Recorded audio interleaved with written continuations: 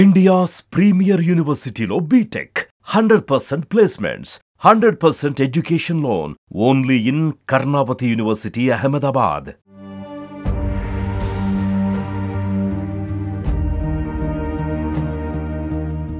హైదరాబాద్లో బుధవారం ఉదయం నుంచి మొదలైన వర్షం రాత్రి 10 గంటల వరకు దంచికొట్టింది. ఈదురుగాలుల దాటికి చెట్లు, విద్యుత్ స్తంభాలు నేలకొరిగాయి. వరద నీరు భారీగా రోడ్లపైకి చేరడంతో కొన్ని చోట్ల ట్రాఫిక్కు తీవ్ర అంతరాయం ఏర్పడింది. అయితే రానున్న 3 రోజుల పాటు వర్షాలు కురవనున్న నేపథ్యంలో అధికారులు హైదరాబాద్కు రెడ్ అలర్ట్ ప్రకటించారు.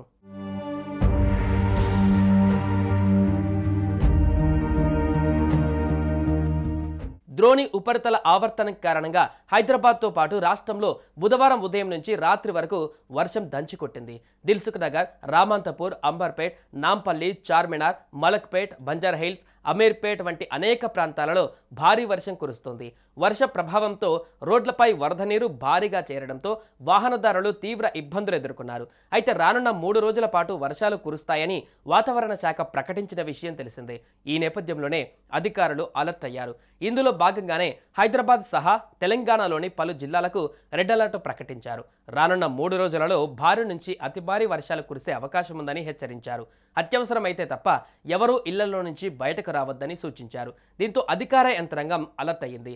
జీహెచ్ఎంసీ, ట్రాఫిక్, విద్యుత్, పోలీసులు పరస్పర సమన్వయంతో పనిచేయాలని ముఖ్యమంత్రి ఆదేశాలు జారీ చేశారు. అయితే బుధవారం కురిసిన వర్షంలో పిడుగుపాటుకు గురై రాష్ట్ర వ్యాప్తంగా 4 మృతి చెందారు.